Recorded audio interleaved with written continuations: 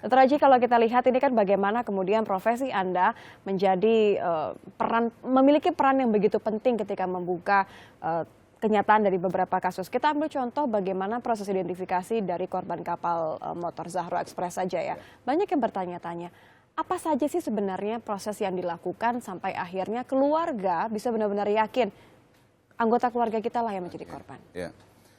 Jadi kita mempunyai prosedur yang kita sebut sebagai DVI, yaitu Disaster Victim Identification.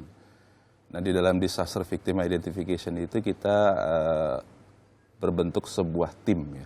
Di situ ada dokter forensiknya, ada dokter gigi forensiknya, ada dokter antropologi forensiknya, ada sidik jarinya, tim propertinya, dan lain sebagainya. Karena kita bekerjanya dalam bentuk tim. Nah, di dalam proses identifikasi ini, memang dokter forensik ini lebih banyak sebagai captain of the ship-nya. Jadi karena dia yang memimpin di dalam kamar jenazahnya.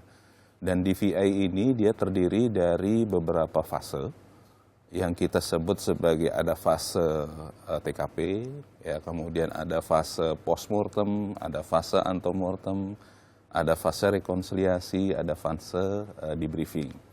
Nah, ini tahapan-tahapan inilah yang kita buat sesuai dengan prosedur Interpol sehingga yang nanti kita identifikasi itu atau jenazah yang sudah teridentifikasi itu benar-benar bisa kita pertanggungjawabkan secara ilmiah dan hukum.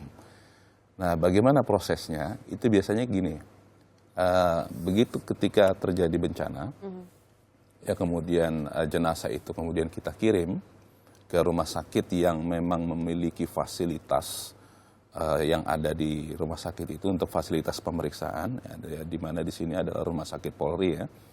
Kemudian setelah itu kita lakukan proses pemeriksaan yang kita sebut sudah masuk di dalam proses fase kedua atau fase postmortem. Apa saja yang diperiksa? Yang diperiksa di sini adalah seluruhnya. Jadi mulai dari ujung rambut sampai ujung kaki. Intinya adalah kita mencari tanda-tanda yang khusus. Metode-metode yang kita pakai adalah ada dua yang kita pakai, adalah metode primer dan metode sekunder. Metode primer ini terdiri dari fingerprint atau sidik jari, kemudian DNA, kemudian data rekam gigi. Nah, kalau untuk kasus banyak dari korban kapal motor Zahro Express ini kan mereka mengalami luka bakar di sebagian besar tubuh. Seperti apa kalau begitu kondisinya? Ya, kalau seperti ini kita mempunyai metodenya itu ada metode, tadi ada yang saya sebutkan tadi ada primer, ada sekunder ya. Ya. Jadi primer itu tadi udah yang saya sebutkan 3, ada yang sekunder, itu medis dan properti. Nah, dalam kasus kapal Zuhroh ini, kita menggunakan metode yang semua itu kita gunakan. Semua metode itu kita laksanakan, hanya memang fokusnya adalah kepada beberapa metode yang kita gunakan.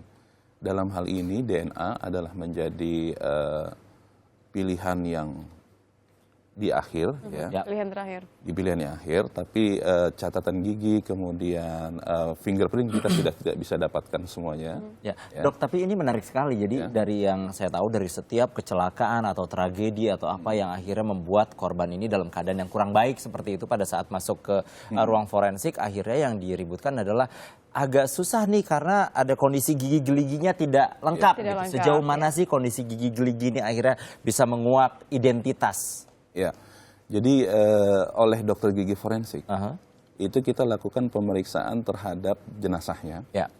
Itu tidak hanya pemeriksaan gigi saja, tapi kita juga melakukan pemeriksaan, kita foto, ya, kita ronsen, kemudian kita lakukan foto panoramik, bahkan kita lakukan sedikit manipulasi untuk mendapatkan sedikit gambaran atau skema dari akar giginya dan seterusnya. Kemudian kita bandingkan dengan rekaman gigi dari semasa hidupnya si korban ini. Nah, memang paling bagus dan paling ideal adalah jika si korban ini mempunyai pada masa hidupnya pernah ke dokter gigi dan di situ ada catatan giginya, maka itu kemudian kita match, kita bandingkan. Itulah yang kita sebut sebagai fase rekonsiliasi tadi. Nah, gigi ini mempunyai nilai metode yang masuk dalam metode primer. Jadi dia mempunyai kekuatan yang paling bagus di antara sidik jari, DNA, gigi. Tapi yang paling bagus sebenarnya DNA. Ya, yang kedua adalah fingerprint, yang ketiga adalah gigi. Nah, fingerprint ini kan kita sudah tidak bisa dapatkan, sehingga kita pendekatannya lebih banyak kepada gigi dan nanti adalah DNA. Dan itu yang paling sering dipergunakan ya? Ya, sering. Gitu. Nah, kalau misalnya identifikasi lain jika memang tadi gigi juga sudah tidak lengkap, tidak ada datanya, tidak ada riwayatnya, DNA juga sudah sulit. Metode lainnya mungkin ada yang metode sekunder? Ya, tadi saya sebutkan metode sekunder itu adalah dengan metode medis dan metode properti. Medis ini biasanya kita langsung mencari ciri-ciri khusus yang ada pada si korban, tinggi badan, ya dari ciri-ciri umumnya, kemudian ciri-ciri khususnya. Ya, jadi tinggi badan, rasnya bagaimana, kemudian... Itu walaupun ditemukan dalam keadaan tidak utuh ya? Tidak utuh atau dalam kondisi yang terbakar, ya itu kita bisa dengan keilmuan forensik ya. Artinya menambah kemiripan-kemiripan untuk pencocokkan tadi ya? Iya. Tapi kalau misalnya gini, itu adalah bisa dibilang metode untuk menemukan atau mencocokkan identitas korban seperti kasusnya di kapal motor Zahro Express. Kalau misalnya ilmu ini digunakan untuk mengungkap kasus pembunuhan misalnya. Contohnya sianida kemarin. Iya, kita untuk mencari tahu sebenarnya kenapa si A ini meninggal, penyebabnya apa, atau mungkin malah mengungkap siapa yang jadi kalau DVI ini dia lebih banyak kepada heavy-nya kepada identifikasi. Ya, berbeda dengan kriminal umum, maka kriminal umum kita akan mencari penyebab kematiannya tadi yang tadi ya. Dokter forensik itu dia akan mencari sebab kematiannya, mekanisme kematiannya, kemudian perkiraan saat kematiannya atau hal-hal lain yang berhubungan dengan kematiannya. Nah, pada kasus-kasus seperti ini maka seorang dokter forensik dia harus bisa menganalisa, dan terutama untuk kasus-kasus kriminal yang misalnya kasus-kasus pembunuhan, dia akan memeriksa lebih detail dibandingkan dengan proses pemeriksaan DVI ini. Wow, berarti udah lebih kayak detektif dong ya dokter forensik ini ya? Ya, seperti itu. Karena kita bisa memberikan begini, kita bisa memberikan informasi kepada penyidik, misalnya ini kira-kira pembunuhnya ini adalah orang yang terdekat misalnya, seperti itu. Dari pola luka yang kita temukan misalnya.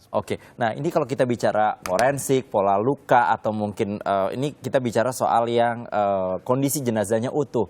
Ini kan masih menjadi perbincangan dan mungkin perdebatan juga sih di Indonesia pada saat kita memiliki anggota keluarga yang harus diotopsi. Berarti kan akan ada pembedahan dan itu dianggap kurang manusiawi. Sebenarnya kalau misalnya dari dokter forensik sendiri bukannya ada yang terbaru nggak sih Dok sebenarnya Dok? Ada yang terbaru. Tapi saya sedikit sebelum saya berbicara ke teknologi yang baru, saya sedikit berbicara mengenai otopsi. Boleh. Jadi otopsi ini ada 3 ya, otopsi forensik, otopsi klinis, dan otopsi anatomis. Memang yang sering dikenal adalah otopsi forensik. Nah, otopsi forensik ini berdasarkan permintaan dari penyidik. Dan permintaan dari penyidik ini adalah dia ingin mengungkap siapa sebenarnya atau bagaimana penyebab kematiannya dan sebagainya.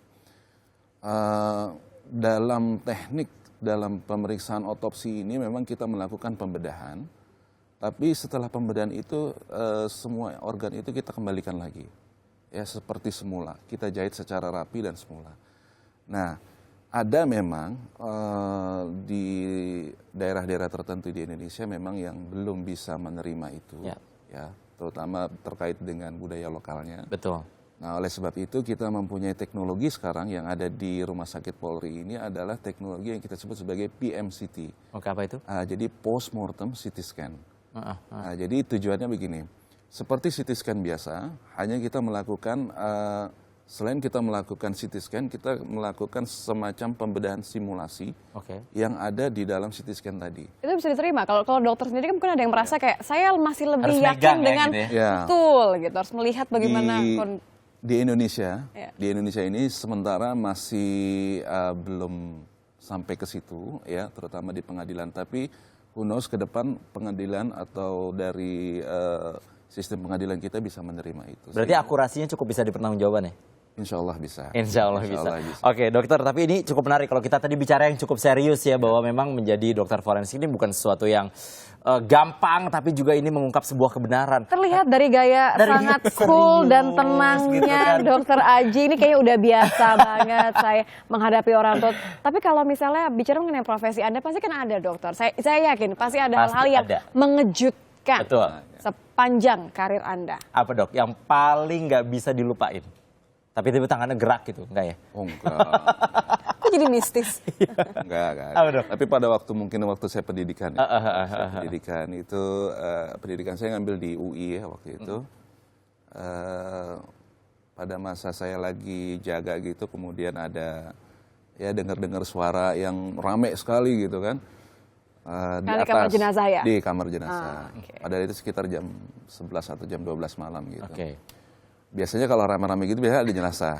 Nah kemudian saya ke atas gitu. Ternyata begitu saya ke atas kok nggak ada, kosong sama sekali, sepi semuanya. Oke, abaikan gitu.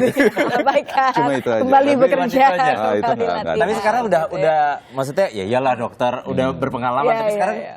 kalau aku nggak tahu nih gimana caranya pada saat ngebedah apa sih yang dipikir? Ya udah santai aja. Oh iya. gini gitu ya. Ya, Nggak ada pikiran macam-macam. Alhamdulillah sih nggak ada. Nggak ada ya. Nggak ada. Sesudahnya masih tetap makan bekal dari Ya. keluarga ya? Dokter forensik itu sebenarnya gini, dokter forensik adalah seperti dokter biasa lain. Aha. Dia menolong dengan cara yang berbeda. Oke. Kita menolong dengan cara mengungkap kasus dari si orang ini. Mungkin orang ini atau korban ini ingin diungkap kasusnya. Nah inilah yang kita bantu.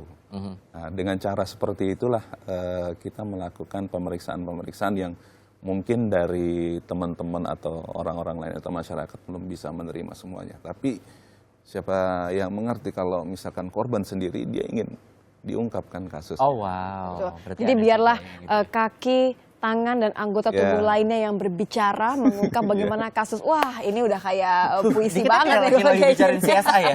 Iya benar, saya terbayang sekali. Terima kasih Dokter Aji sudah bergabung bersama kami. Makasih ya, Dok. Kami jadi paham bagaimana Iya. kemudian ini bukanlah proses yang main-main. Bukan yang proses sehari dua hari. Bukanlah proses sehari Iya. dua hari, apalagi kalau dengan korban tingkat kesulitannya juga berbeda-beda pasti ya. Ini juga mudah-mudahan keluarga dari korban kapal motor Zahra Express juga nampaknya harus sedikit bersabar karena Betul. tim DVI juga Masih bekerja keras.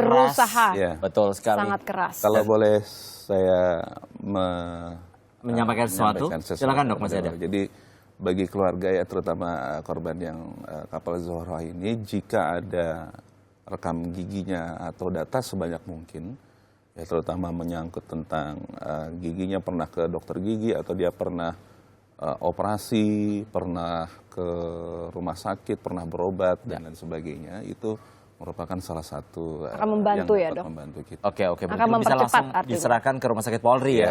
Ya, karena kita tidak ingin sampai kita menyerahkan kepada keluarga itu terhadap jenazah yang salah gitu loh. Iya. Kita tidak inginkan. Itu seperti penting. Bisa dipertanggungjawabkan. Insya Allah. Itu adalah salah satu tanggung jawab terbesar juga nih Iya, luar biasa memang untuk tim DVI Polri kita ini memang luar biasa nih. Kita harus kasih apresiasi. Dokter terima kasih banyak sudah Sama-sama. mampir di Sapa Indonesia Siang.